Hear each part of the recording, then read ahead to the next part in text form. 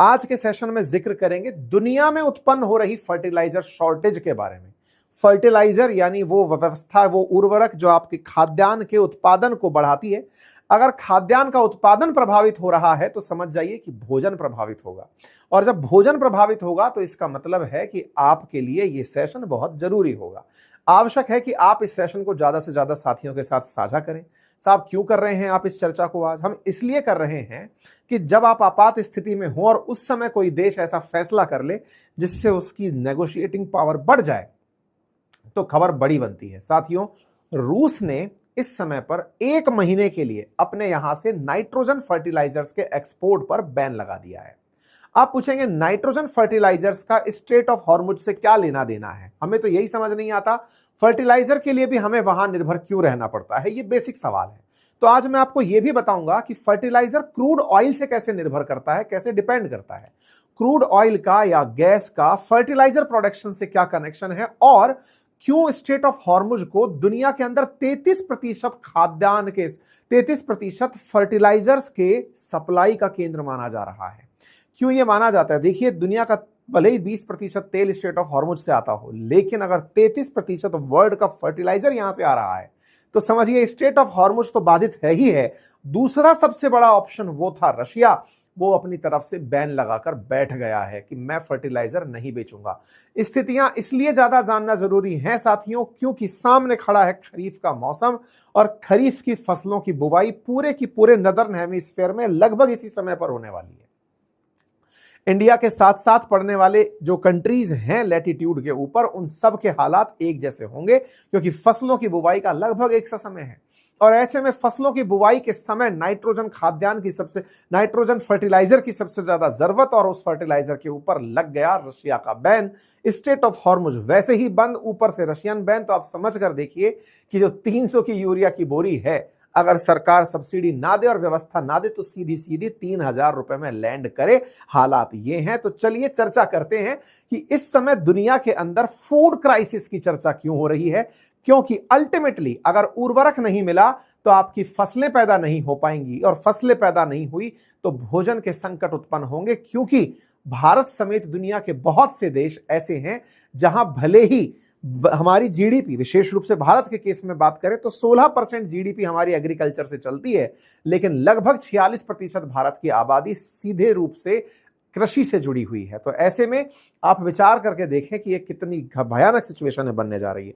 लेकिन चलिए उससे पहले आपको एक जरूरी जानकारी दे दूं, और वो जरूरी जानकारी ये कि साथियों, हाल ही के समय में आर्टिफिशियल इंटेलिजेंस का युद्ध में यूज होते हुए सुना है, कई खबरें आपने सुनी हैं।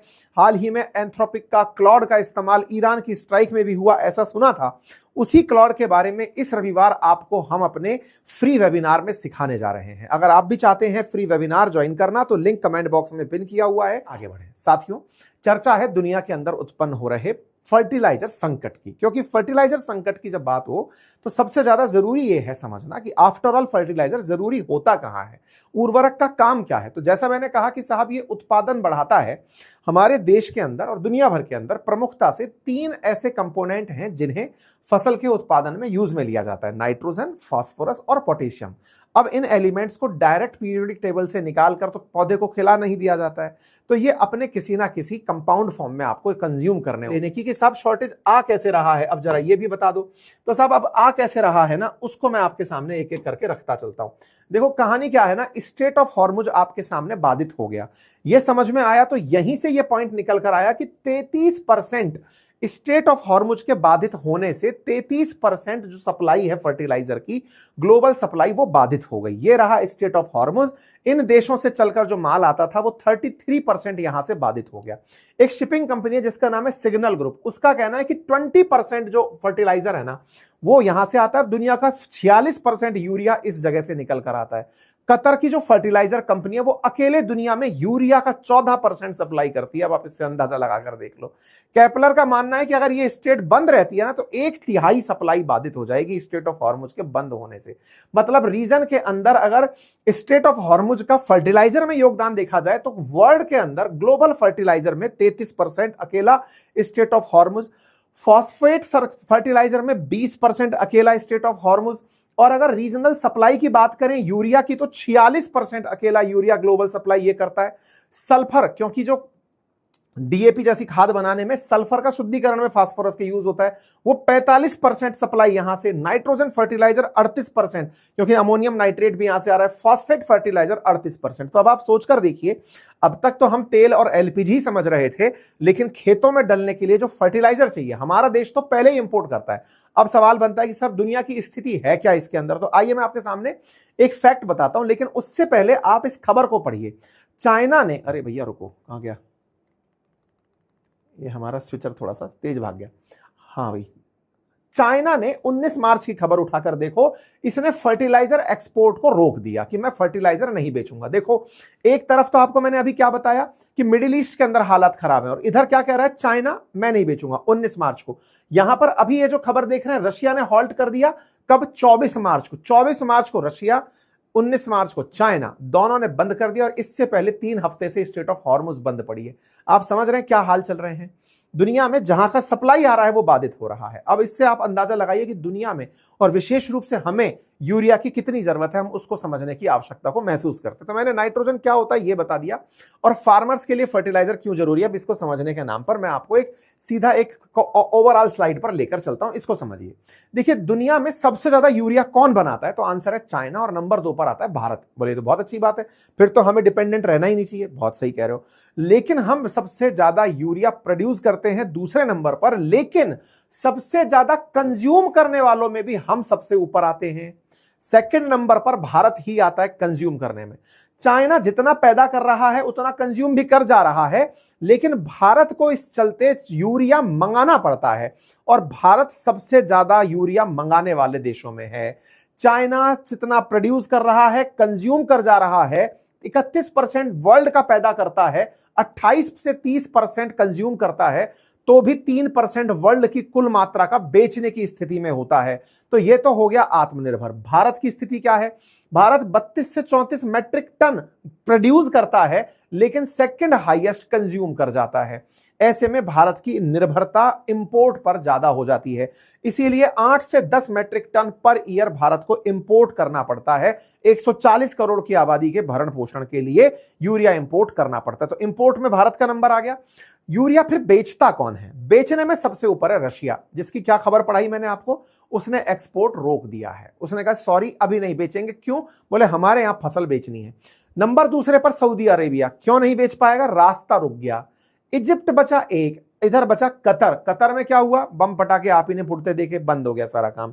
फिर ये अफ्रीकन देश है, फिर ईरान, कोई लेना देना नहीं है। ओमान के साथ थोड़ा बहुत आप व्यापार कर पाओ। तो कुल मिलाकर अर्थ समझ पा रहे हो कि जो मेजर सप्लायर हैं उन्होंने बेचना बंद कर दिया। ये तो था यूरिया का हाल, यही लगभग अमोनियम नाइट्रेट का हाल। और आपको सबसे ज्यादा गुस्सा जिस पर आएगा वो है इस समय यूक्रेन। जिस समय दुनिया में फर्टिलाइजर संकट आ रहा है, दिखाई दे रहा है भाई साहब, लेकिन रशिया उसे बेचकर पैसे ना कमा ले, यूक्रेन वालों ने आज से 2 दिन पहले एक ड्रोन उड़ाया और उनकी उस फैक्ट्री पर चला दिया जो दुनिया का लगभग 11% अमोनियम नाइट्रेट प्रोड्यूस कर रहा था।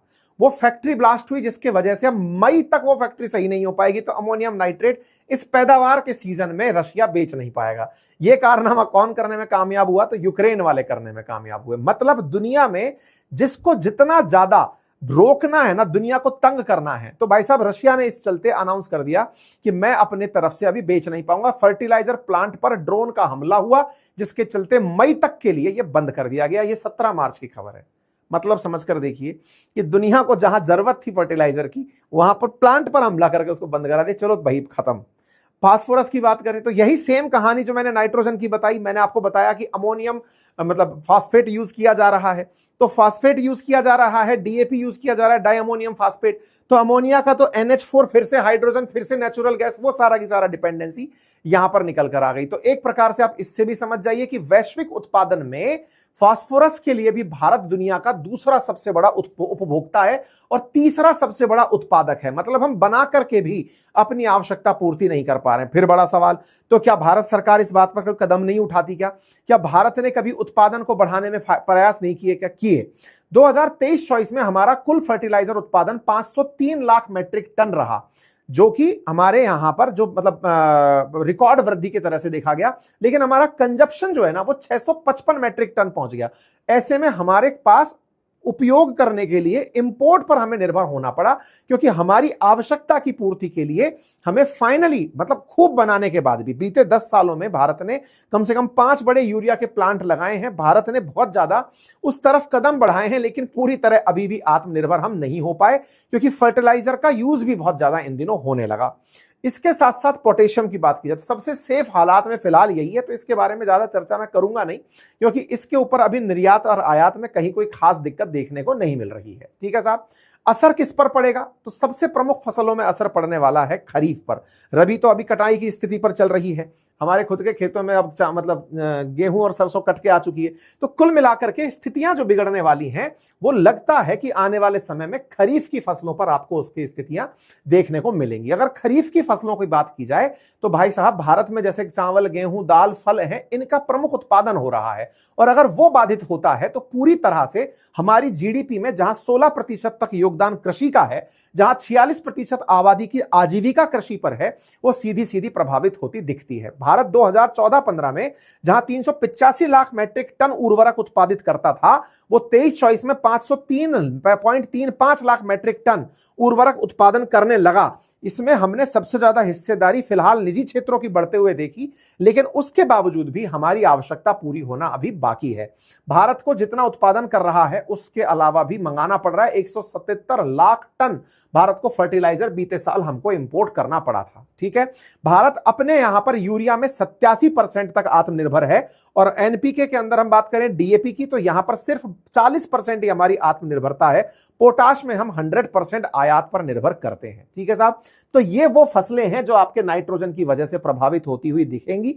पहचान लें कि आपको कौन सी फसलें दिखाई दे रही हैं। तो सर, क्या भारत के लिए चिंता की बात है? तो देखिए, स्वाभाविक सी बात है, जब हमारा यूरिया का आयात दुनिया के अंदर हम मतलब सबसे प्रमुख आयातकों में लेकर खड़े हुए हैं, और हमारे लिए ही गैस की और अमोनिया की दिक्कत आकर खड़ी हुई है, तो निश्चित ही फर्टिलाइजर का क्राइसिस दिखना चाहिए। लेकिन इसके चलते देखिए, ये तो तय है कि भाई एलएनजी की सप्लाई बाधित हो रही है तो चीजें बाधित होंगी, लेकिन सरकार ने पहले से ही इसका पर्याप्त स्टॉक करके रखा हुआ था कि जब हमारी फसलों की आवश्यकता होगी तब हमारे पास स्टॉक होगा। यह हमारे कृषि मंत्री ने अपनी तरफ से साफ किया, कहा कि प्रधानमंत्री के नेतृत्व में हम लोग पहले से ही प्रिपेयर थे कि ऐसी स्थितियां हो, तो हमारे पास फर्टिलाइजर का स्टॉक खरीफ के लिए अच्छे से है। आज कृषि मंत्री ने आकर यह बात बोली। हालांकि फर्टिलाइजर्स की आवश्यकता डाउन द लाइन और पड़ेगी, तो ऐसे में फर्टिलाइजर इंडस्ट्री को फिलहाल एलएनजी सप्लाई बाधित हो रही है, तो हो सकता है अभी असर ना दिखे, लेकिन दूरगामी अगर रास्ता नहीं खुला तो उसकी वजह से दिक्कत आ सकती है। भारत के विदेश मंत्रालय की तरफ से कहा गया कि फर्टिलाइजर की सिचुएशन की अगर खरीफ की फसलों की बात की जाए तो हमारे पास पर्याप्त मात्रा के अंदर स्टॉक उपलब्ध है। डिपार्टमेंट ऑफ फर्टिलाइजर जो है वो पूरी तरह ग्लोबल टेंडर्स के साथ वेल इन एडवांस बातचीत करके चल रहा है, और पर्याप्त मात्रा में अपने पास में स्टॉक मार्च में ही इकट्ठा करके रख लिया है। तो ये तो मतलब विदेश मंत्रालय की तरफ से बात आई, और उन्होंने कहा कि भारत 86 लाख टन उर्वरकों की आपूर्ति सुनिश्चित वैश्विक समझौतों के माध्यम से कर चुका है। 177 पूरे साल में आवश्यकता पड़ती है, 86 की हमने पहले ही आधे साल में कर ली है। यह बात ऑलरेडी निकल कर आई। इसका मतलब प्रधानमंत्री ने जब सदन को संबोधित किया कि इससे खाद्यान्न संकट उत्पन्न हो सकते हैं, तो वो इस तरफ इशारा कर रहे थे कि फर्टिलाइजर बाधित हो सकते हैं, क्योंकि राज्यसभा और लोकसभा में प्रधानमंत्री का हाल ही का भाषण उसी दिशा में जाकर के देखा गया था। ठीक है साहब। भारत के जो फिलहाल कृषि मंत्री हैं, उनकी तरफ से बयान दिया गया कि कृषि भाई बहनों को कोई दिक्कत नहीं है और कोई फर्टिलाइजर की कमी नहीं है। इसका मतलब देश के अंदर पैनिक क्रिएट ना हो, यह जानकारी अब आपको रहना आवश्यक है। दुनिया में संकट है, यह बात भी पता रहे, लेकिन यह भी पता रहे कि ऑलरेडी उठाए गए कदमों के चलते देश में फिलहाल फर्टिलाइजर संकट नहीं है। इसका मतलब यह हुआ कि आधी अधूरी खबर सुनकर अगर कोई अब तक यूरिया की थैली खरीदने निकल गया हो, रुक जाना, स्टॉक मत करना। अगर कालाबाजारी करोगे तो सरकार असेंशियल कमोडिटी एक्ट में उसे डाल देगी और फिर उसके ऊपर बड़ा कानूनी कार्रवाई की जाएगी।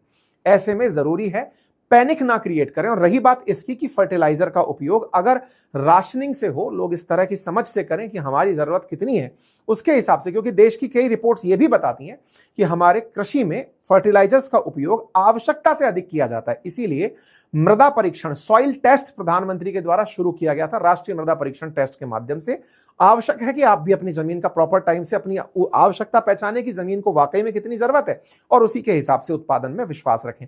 लेकिन सबसे इंपॉर्टेंट क्या है कि वैश्विक परिस्थितियां आपको पता रहें कि हालात क्या हैं।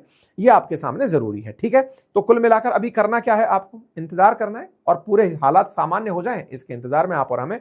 उम्मीद है कि आप लोगों को ये जानकारी समझ आई होगी।